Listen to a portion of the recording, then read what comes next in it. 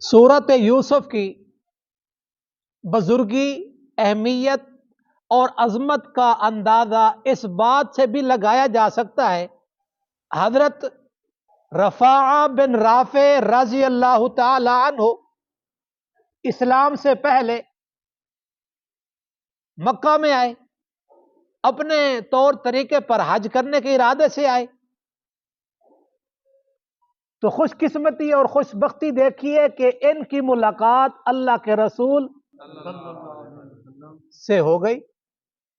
آقا صلی اللہ علیہ وسلم سے باتیں سنی تو دل کے ہاتھوں مجبور ہو گئے اسلام لانے پر۔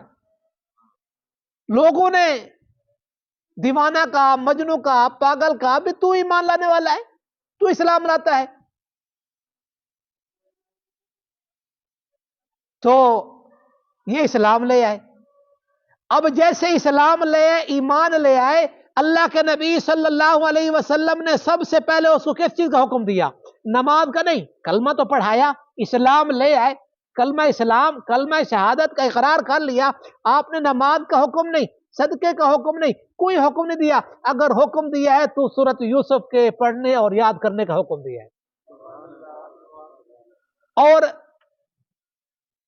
ایک حدیث میں ہے، اس حدیث کو روایت کیا علامہ ابن کثیر نے، صاحب کشاف نے، روح البیان نے، تفسیر بیضاوی والے نے، اور بھی کئی مفسرین محدثین نے اس روایت کو نقل کیا ہے کہ آقا صلی اللہ علیہ وسلم نے فرمایا، علموا ارقاکم اقاربکم سورت یوسف، کہ سورت یوسف اپنے غلاموں اور اپنے گھر والوں کو سکھاؤ اور پڑھاؤ اور سکھاتے پڑھاتے رہو۔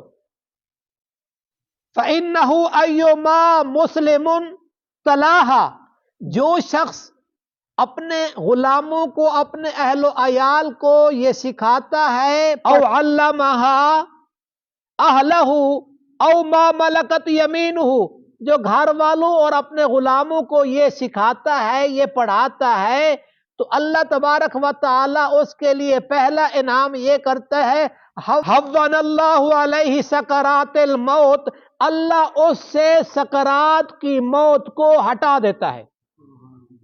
جبکہ خود رسول اللہ صلی اللہ علیہ وسلم دعا کر رہے ہیں، اللہم اعنی فی غمرات الموت و سکرات الموت، سکرات موت سے نبی صلی اللہ علیہ وسلم بھی اللہ کی مدد مانگ رہے ہیں، اللہم انی اعوذ بک من سکرات الموت، پناہ مانگ رہے ہیں۔ تو یہاں کیا ہے، اللہ رب العزت سورۃ یوسف کے پڑھنے والوں کے لیے کیا کریں گے؟ اللہ تبارک و تعالی اس سے سکرات کی موت کو ہٹا دیں گے۔ اور آگے دوسرا فائدہ، اس روایت میں دو فائدے بتائے، وَآتَاهُ مِنَ الْقُوَّةِ أَلَّا يَحْسُدَهُ مُسْلِمًا، اللہ تبارک و تعالی اس کو ایسی قوت، طاقت اور پاور ایمانی عطا کرے گا کہ یہ کسی سے حسد نہیں کرے گا۔ یہ حسد بہت بری بیماری ہے۔ اب میں اس کی طرف نہیں جانا چاہتا، میں اپنے موضوع کی طرف آنا چاہتا ہوں۔ حسد اگر یعقوب علیہ السلام کے گھر کے اندر کے افراد میں پیدا ہو جائے تو اس نبی کو بھی 40 سال سوا رونے اور غم کے کچھ نہیں ملتا۔ اور حسد ایک دل میں ایمان بھی ہو اور حسد بھی ہو، یہ ناممکن ہے۔ یہ حسد ہوگا یا ایمان ہوگا؟ آپ کہیں گے اتنا بڑا گناہ حسد کا؟ جی، حاسد آدمی اللہ تعالی کی ذات کی عطا اور تقسیم پہ اعتراض کرتا ہے۔ مثلا آپ کو اچھی گاڑی دے دی، اچھی بات ہے، تو چاہیے تو یہ تھا کہ یا اللہ اس کو دیے مجھے بھی دے، لیکن نہیں، اس کو یہ گاڑی کیسے مل گئی؟ یہ اس قابل کہاں ہے؟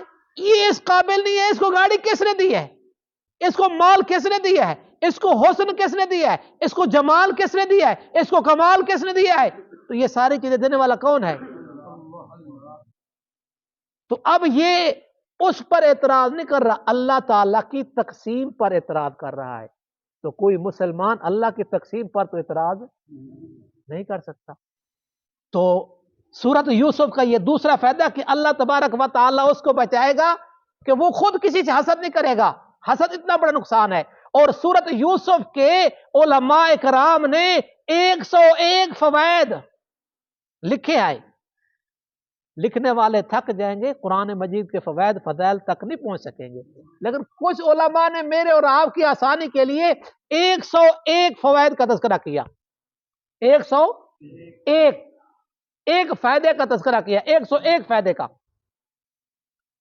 تو الحمدللہ کل سے یہ ظہر کی نماز کے بعد حضرت علامہ مولانا قاری عتیق الرحمان آوان صاحب، ہاں جی آپ کے امام کا نام بھی یہی ہے، لیکن اس لیے اس میں نے آوان لکھا ہے، آپ کے امام کے آگے ربانی لکھا ہوتا ہے، یہ یاد رکھنا ہے.